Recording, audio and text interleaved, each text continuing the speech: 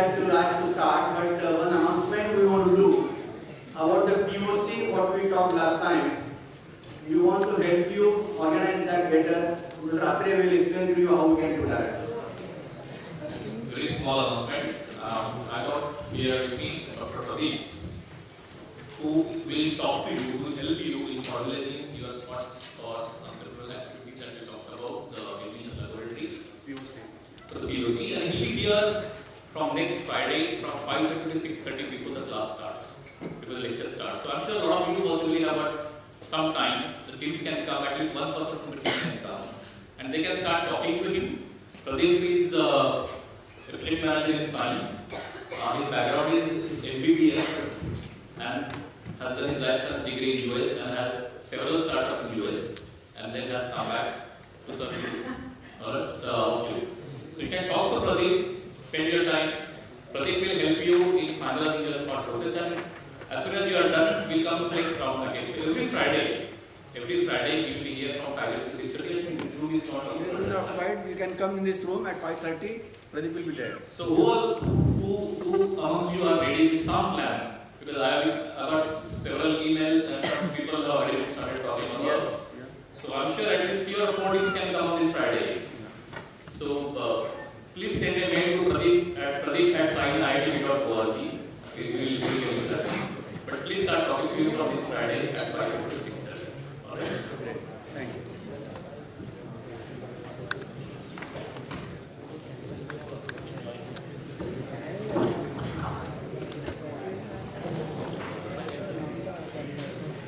Okay, let's get started. I think this one should be a very, very exciting class.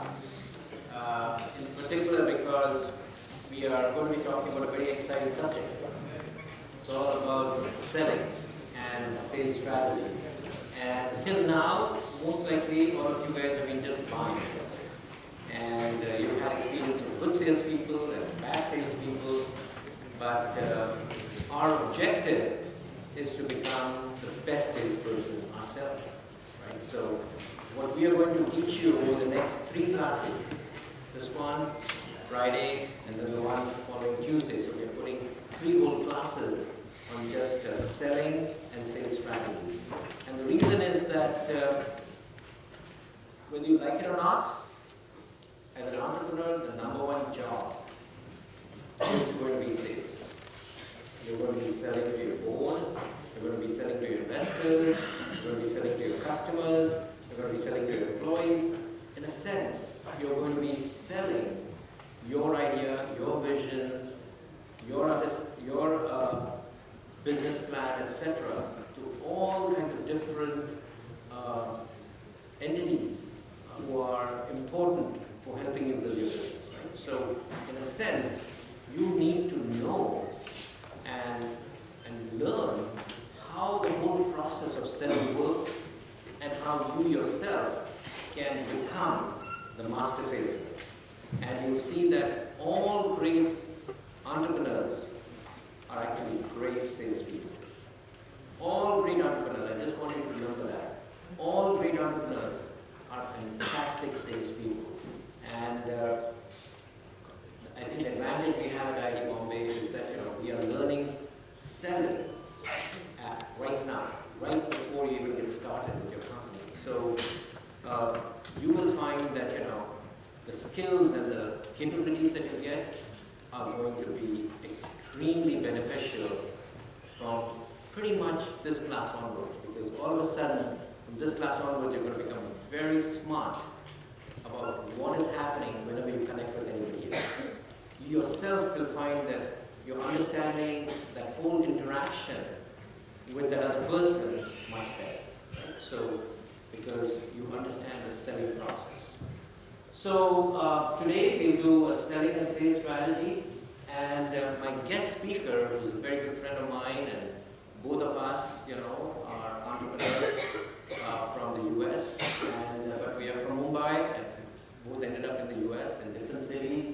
And we've been entrepreneurs for the last 25, he's been an entrepreneur for the last 15 years, and you'll see how he transformed himself from an engineer to an entrepreneur, and the key transition point was when he got his sales personality going. You know, as an entrepreneur, you've got to be the master salesman, and you see, you know, how Adil made his journey to becoming, I think, one of the most successful entrepreneurs. He's got a long way to go. I think he is just, you know, at the start of his success, and I think you're going to see, you know, Adil doing a lot going forward. So with that, let me ask Adil to come over and share a story. Thank you. Yeah. Thank you very much. Thank you. So, of course, first of all, thanks very much to Raj, who's been my very close dear friend from 15 years from TIE Association, TIE, which is the Indus Entrepreneur. And we've known each other when he was selling the software package that he built, which is Selectica. And he sold it to BMW. So that's the first time I was there in the bus when he announced, and he said that he had sold this to BMW. Thank you, Professor Krishna. Thank you. Thanks for Dr. Pradeep, and Mr. Atre. So these are.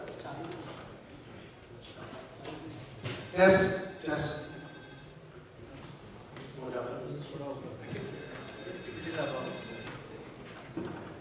Good. Hello. So, I also want to acknowledge while we are all thanking, I have Shivang Patel who's come with me from Dallas. We are from Dallas together. Our company, WorldLink, is headquartered. So Shivang, please. So we have another colleague of ours. We work together, Mr. Jimbu Kang. He's come from Washington, D.C., who works with us also. So Jimbu Kang. And of course, Professor Jun Park. We have Professor Jun, who has come here all the way from Seoul, Korea. So when Raj invited me, I said, we're going to do it in a big way. I don't like to do anything small. Selling, if you want to sell it on a big scale. Otherwise, don't sell it. So, this room reminds me of a movie. And I see Rancho sitting at the back, red. So there is Rancho there. There is Sharman Joshi, and then my friend Maddie. So it's bringing me back memories. But why I'm saying 3 Idiots, the reason why I'm saying 3 Idiots. Raise your hand who has not seen 3 Idiots. Anybody who has not seen 3 Idiots? Okay? You are all going to be entrepreneurs. And how many folks have actually started a company or gone and opened up a bank account and actually said that yes, I have started. Anybody? 1, 2, 3, 4, 5. Good job. So you've actually put big round of applause to all of you. So these are the people who have put themselves out and claim that, I'm going to be a business person. I'm going to be a founder, chairman, CEO of the company. And it's a first step which everybody you have to take. If you got to be entrepreneur is nothing but being in your business for yourself. So if you want to be in business for yourself, you've got to put yourself in a very uncomfortable situation. You have to be, instead of getting a job in Google, now you've started your own company. Instead of getting a job in Facebook, you have started this small venture, whatever.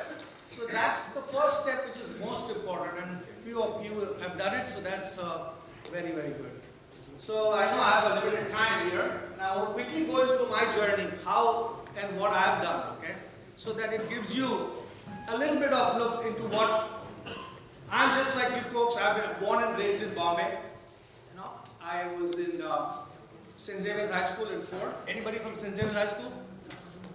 But St. Xavier's High School at Fort, and then I actually attempted to take an IIT joint entrance exam at that time. And I usually don't get discouraged, but impossible or so. I just fight, But when I sat down and looked at the paper, all the questions, the essays, I had no idea. I was just 10. SSC, I had done SSC, very simple, okay? Easy. And when I saw the paper, I had to go. I could not do it. I could not understand the question. So hats off to all of you. All of you who have passed the JEE is no easy task. I tell my friends that IIT is the best school. And to get an entrance and pass that exam and join IIT is your major breakthrough, major achievement. I did not do IIT. I went to the other side. I did ITI. No, serious. This is serious. So, I used to play cricket. I have a very passion for cricket. I played for under 19 Bombay team. And then my studies lacked, okay? And I could not even get good grades for 12th to become even an engineering school or anything. So then I had to do ITI. And I took a fitters course. Filing for 2 years. 1 year, all filing, continuously filing, cutting. I said, what is this? But they toughened me. Just make a whole, think about how unproductive it is. Take a whole block of steel, put it on a vise, and make it so small. But I had to do that. And after that 2 years of ITI training for a fitter, okay, I went to a company called Associated Capsules, which is in Carnival, it used to be. Associated Capsule Company, and that's when the light bulb went out in my mind, okay? That I'm working here and I'm making money for others, okay? It's nothing bad, but that's not what I'm cut for. I was cut out to be starting a business, and I wanted to go to America first to learn. So that's what I did. I gave up my job I did my production engineering after that in Father Agnew, and that was good. And after that I got a good job in Bharat Petroleum, in a refinery. 6 months I quit the job because I had this very, very, very, very hard desire, very urgent desire to go to America. So I went to US, Oklahoma, small city, hardly 10,000 people. Imagine you coming from Bombay, it was a culture shock. But finished my MBA from Oklahoma. So that was my path in my story. Then I worked for 7 years in one company. I did work also for 7 years in one company because of the green card and other things that we have to go through. So learned a lot, small place, always looking for me being a salesperson, me being even the payroll person. So getting to learn all aspects of the business. So that was my MBA, 7 years, and then I started the company WorldLink. But even before that, I want to make a good point in the selling process, since we are talking about selling. In the first year of my engineering college in production engineering, I had the opportunity to sell to Standard Batteries. Standard Batteries is a company here in Kalina, not very far from here. Standard Batteries, they used to make a product, mechanical engineering folks, just a little rod, a 90 degrees bracket, and a rod going through for holding the Russian batteries. These batteries were getting to go to Russia. The only thing which was difficult was there's one big differentiator. So in entrepreneurship, how are you different from a big line? How are you going to do this? So they wanted a paint which is acid resistant. Because any battery, anything which comes out of a battery, and if it's coming out, they didn't want the battery to, the bracket to corrode. So nobody, no internet age, nothing. I went to the consulate here and I found out from US which are the folks who will get me that painting. Now my incumbent was very strong. He had all the things ready, he had everything ready. But again, number one business in entrepreneurship is never give up. Of course, everybody says that, never give up. But you also have to be smart, okay? I partnered, so first time when I went, rejected. So he said, hey, you did a good job. Acid, H2SO4 is there, sulfuric acid, hydrochloric acid, HCl is there, and nothing happened to that bracket. So I said, yeah, so why don't you give me a PO? Let's start doing business. But always ask for selling. Always ask. And he said, yeah, 2 days after I come back, the incumbent had said, you know what, I'm going to give all these five, I don't want a competition, I will give all free brackets. So he said, sorry. I did not give up at that time also, and what happened then was, luckily, luck, another entrepreneurship, big thing is luck, okay? You put yourself in an opportunity, you put yourself in position, and then luck will follow. I would take luck every day. And I was trying to figure out, what can I do to sell this thing? What can I do? My colleague, just as you and your colleagues, okay, his dad was a financial controller, CFO for Standard Batteries. So I told him, look, this is what is happening. You know, how can we do? He said, okay. Started the business with him. It was HA Engineers in Bombay. Harish and Adil, HA Engineers. That business started, made a little bit money, good money, profitable. That paid my way to the college. That entrepreneurship. When I left Bombay, he wrote me a check which I could survive in US. So that was my first. So I'm trying to make a point is that entrepreneurship, the sales, being a businessman has to be inbred in you. And you have to really feel it and believe in yourself, okay? Otherwise, you know, you will be working for somebody else. And that's not bad, okay? But I think this class, everybody here wants to open up a company. That's my assumption. Is that correct? So that's what you have to do, is to put yourself in a very uncomfortable position and then do it. So now, fast forward to 1997, 1998, I founded this company, WorldLink, you know, again with a lot of passion, with a lot of goodwill. And 15 years later, WorldLink is now a very successful company in the whole of America. We are in Dallas, the second fastest growing company in Dallas in revenue. And we've just done phenomenally well. Thanks to folks like Raj. When I go, never be afraid to ask for advice. I came to him for advice when I was just recently getting a new CEO. Okay, I want a new CEO. Why? Because he came from a big background.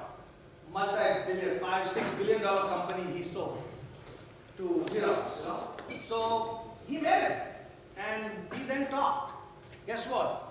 That relationship with that CEO has not worked out because it's the leader's culture also. So the leader sets a pace, okay, in a company. Everybody's going to watch me. That, what's he doing? So everybody's going to watch you. This is about you, okay? So they are going to watch you very carefully.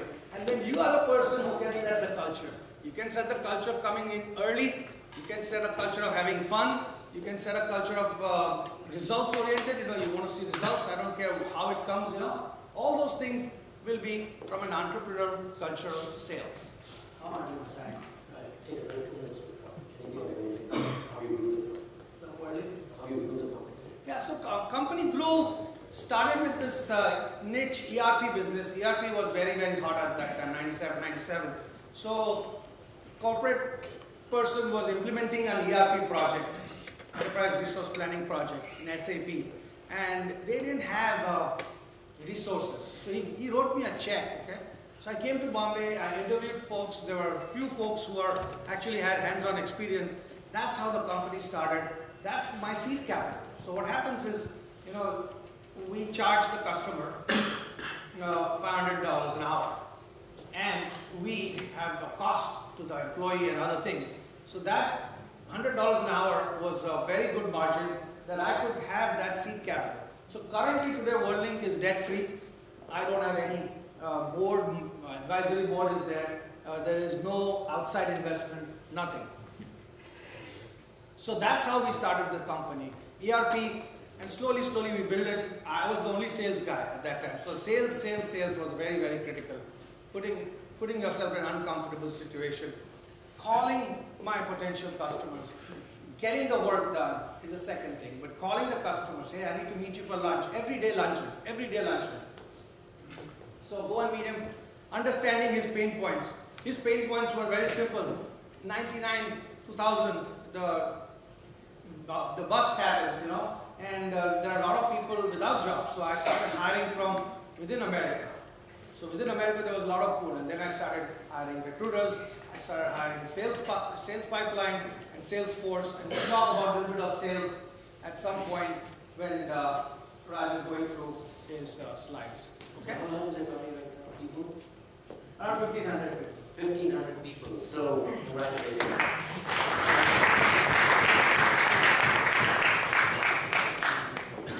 Great. I don't know if you guys got a few messages, but he talked about, importance of, setting the company culture. He sets the company culture based on how he works, right? So you heard that. This thing that we discussed two weeks back. And then the importance of selling. As an entrepreneur, he's selling all the time, right? That's really what keeps the business moving on. Okay, so let's kind of get back to the fundamentals of selling, because there are all kinds of different companies out there. And at some point you will be a small company, then you become a medium company, then you become a large company. So, there are stages of a company, and depending on the stage of the company, guess what? The sales organization is going to change. So we'll talk about how you work as your company grows. Also, depending on the type of company you are, type of product or service you're selling, you're going to have different kinds of sales challenges. So if you look at this diagram, it shows that all the different kinds of sales channels that are possible. First, the top one says viral adoption. Then you've got bundling with other apps, app marketplaces, web design firms that can be your partners in selling, ad agencies, online advertising, and then enterprise sales. So the easiest kind of product to sell is a product that does not need selling. Right? So when you have a product that sells itself. So if you look at what a lot of companies are trying to do is do something called viral marketing. So Dropbox, Facebook, LinkedIn, Twitter, Instagram, Pinterest, all these are companies that have mastered the art of getting the product to sell itself. And they basically mastered something called viral marketing.